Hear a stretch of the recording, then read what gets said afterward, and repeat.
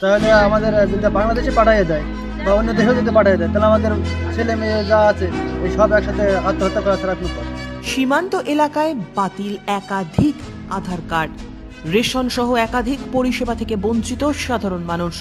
পরিবার নিয়ে আত্মহত্যার কথা ভাবছেন তারা। নদিয়ার সীমান্তবর্তী এলাকায় আধার কার্ড ডিঅ্যাক্টিভেটের চিঠি বাড়িতে এসেছে। সীমান্তবর্তী এলাকায় এ নিয়ে বিভ্রান্তি ছড়িয়েছে সাধারণ মানুষের মধ্যে। মূলত নদিয়ার সীমান্তবর্তী এলাকা কৃষ্ণগঞ্জ বিধানসভা কেন্দ্রের বাবলাবন সহ নিধিপোতা, গোবিন্দপুর, টুঙ্গি, কাদিপুর সহ বিভিন্ন গ্রামে বেশ কিছু এলাকায় মানুষের বাড়িতে বাড়িতে পোস্ট অফিস মারফত এসে হাজির হয়েছে আধার কার্ড ডিঅ্যাক্টিভেট করার চিঠি। তাতেই এই সকল মানুষজন ব্যাংক থেকে টাকা তুলতে পারছেন না, বঞ্চিত হচ্ছেন রেশন থেকে।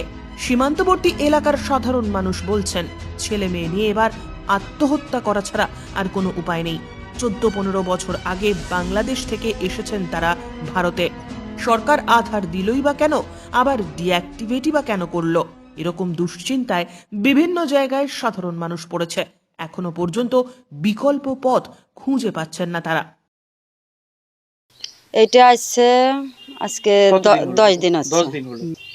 30 বছর ধরে 30-35 বছর আছে। আধার কার্ড বাতিলের নোটিশটা কেন হলো কিছু বুঝতে পারছেন? এটা কেন আলো, কিসের জন্য আলো, এটা তো আমরা বুঝতে পারি নাই বলে এই জন্যতে আমরা অনেক লোকের কাছে আমরা বলেছি যে কি জন্য আলো। আচ্ছা, তা এর কি কোনো সমাধান করা যায় না? তা বললো যে হ্যাঁ যাবে তো অবশ্যই, যাওয়ার জন্যই তো আমরা তো তার জন্য আছি, এইটুকু না বললো। বলার পর আর কোনো তা। আপনাদের ভোটার কার্ড রয়েছে? হ্যাঁ আমি ভোট দিয়েছি। ভোট দিয়েছেন? ভোট দিয়েছি। অনেক বছরই ভোট দিয়েছেন? হ্যাঁ আমি 2-3 বার ভোট দিয়েছি। তো ভোট দিয়েছেন। আচ্ছা, এই যে ভোট তো আসার পরে তার ভোটারটা আমি তার ফাঁস করে তো হয় নাই, ভোটটা হতেও তো সময় লাগে। তারপরে বললো এই 3 বার ভোট দিয়েছি, 3 বারে ভোট দিয়ে আবার এই যে সামনে আবার ইলেকশন আসছে, আবারও ভোট দিতে হবে।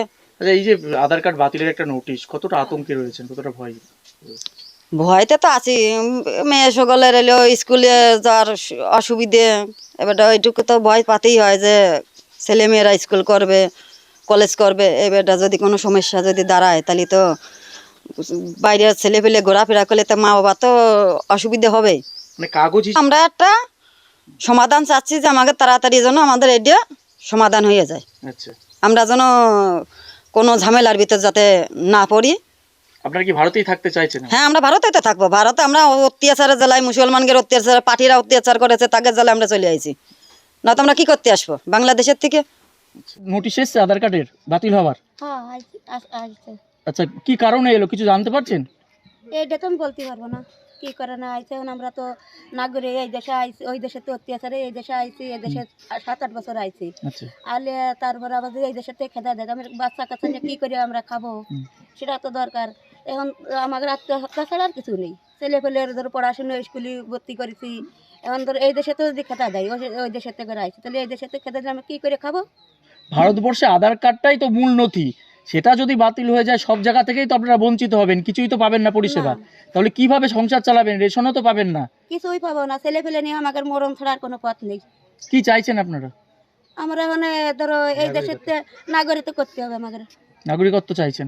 কি নাম আপনার? আমার নাম চয়ন মণ্ডল। চয়ন মণ্ডল। বিষয়টা হচ্ছে বিগত কয়েকদিন ধরে আমরা যেটা লক্ষ্য করছি, আধার কার্ড অ্যাক্টিভেশন চিঠি এসছে এবং তারা যখন ব্যাংকে যাচ্ছে আধার লিঙ্কটাও ক্যান্সেল হচ্ছে, অর্থাৎ ব্যাংকে টাকা মানুষ বিভ্রান্তির মধ্যে পড়ছে। অথবা আমাদের পার্টির পক্ষ থেকে আমাদের খুব স্পষ্ট বক্তব্য, আমরা মনে করছি সেন্ট্রাল গভর্নমেন্ট সিএএর যে প্রথম ধাপ সেটা হচ্ছে চালু করার যে প্রচেষ্টা।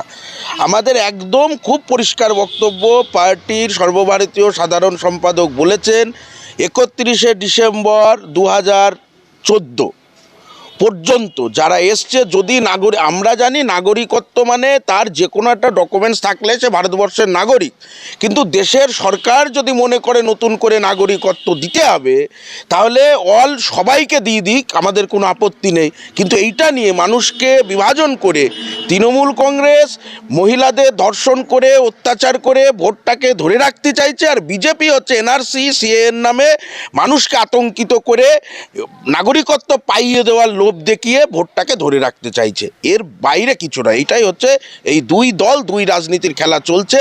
প্রত্যেকটা মানুষের পাশে আমরা ছিলাম, আছি এবং থাকবো। কোনো মানুষকে বিপদে হলে ভারতের কমিউনিস্ট পার্টি মার্ক্সবাদী তাদের সর্বশক্তি দিয়ে তাদের রক্ষা করবে। আচ্ছা, এই যে আতঙ্কিত হয়ে পড়েছে মানুষ, তৃণমূলও চাইছে না যে তাদের ভারত থেকে বিতাড়িত করা হোক। এই প্রসঙ্গে কি আপনারা তৃণমূলের হয়ে লড়বেন? তৃণমূলের সঙ্গে লড়ার কোনো প্রশ্ন নেই। আপনারা জানেন মমতা ব্যানার্জি যখন সাংসদ তখন হচ্ছে কাগজের বান্ডিল। এখানে আপনি যান বাবলা বনে, আমার বাড়িতেও প্রচুর মানুষ, তখন আমি ছোট, যে নাম কেটে দেবে পুলিশ তাড়িয়ে বেড়াচ্ছে। তখন যখন এনডিএ জোটে মমতা ব্যানার্জি ছিলেন তখন উনি বকলমে এনআরসিকে সাপোর্ট করেছেন। এখন সামনে ভোটটাকে ধরে রাখার জন্য মমতার এই প্রচেষ্টা। তৃণমূলের সঙ্গে কোনো রকম আমাদের কোনো লড়াই আন্দোলন একসঙ্গে করার প্রশ্নই নেই। এই কেন্দ্র সরকারের বিরুদ্ধে আপনারা কি পথে নামবেন? কোনো দলের সাথে কোনো কথা হয়েছে আন্দোলনের নামে? আমাদের হচ্ছে বাম ধর্মনিরপেক্ষ যে শক্তি, সেই শক্তিকে সঙ্গে নিয়ে সামনে এখন ওপেন প্রোগ্রাম করা যাচ্ছে না, হায়ার সেকেন্ডারি পরীক্ষা চলছে। এলাকাটার নাম কি? এটা নিধির পোতা। আপনার এলাকাতেও দেখা যাচ্ছে যে বেশ কিছু বাড়িতে আধার কার্ড বাতিল হওয়ার নোটিশ এসছে, আপনি কিভাবে দেখছেন বিষয়টা? দেখুন, এই যে বিষয়টা, এটা কিছুটা মিস্টেক বিষয় হয়েছে। যেমন আপডেট করতে হয় বিভিন্ন কাগজপত্র, তেমনি আধার কার্ডে হয়তো আপডেট হয়নি। আমাদের ভারত সরকার, আপনারা জানেন যে ভারত সরকার আমাদের হিন্দু নাগরিকদের এখানে নাগরিকত্ব দেওয়ার জন্য উঠে পড়ে লেগেছে এবং সিএ চালু হবে খুব তাড়াতাড়ি। এখানে সিএ চালু হবে, এখানে কাউকে নাম বাদ দেওয়ার জন্য নয়। কোনো একটা মিস্টেকের কারণে হয়তো এই নোটিশগুলো এসছে এবং খুব তাড়াতাড়ি আমাদের মোদী সরকারের উপরে আস্থা রয়েছে, খুব তাড়াতাড়ি একটা সমস্যার সমাধান হবে। এই যে আতঙ্কিত তারা হয়ে রয়েছে, কিভাবে মানুষকে বোঝাচ্ছেন? মানুষকে আমি বোঝাচ্ছি, আমি এখানকার জনপ্রতিনিধি, আমি মানুষকে বোঝাচ্ছি এটা আতঙ্কিত হওয়ার কোনো কারণ নেই। কারণ হচ্ছে আমরা এখনও নাগরিক নই। আমরা পূর্ববঙ্গে থেকে আগত আমরা নাগরিকত্ব এখানে পাইনি, কিন্তু আমাদের বিভিন্ন রাজনৈতিক দল ভুল বোঝাচ্ছে। একমাত্র নাগরিক দেওয়ার জন্য, নাগরিকত্ব করার জন্য আমাদের মোদী সরকার বা ভারতীয় জনতা পার্টি লড়াই করছে। এবং আমাদের এই দলের একটা শপথ রয়েছে যে সমস্ত হিন্দুদের এখানে নাগরিকত্ব দেওয়া হবে।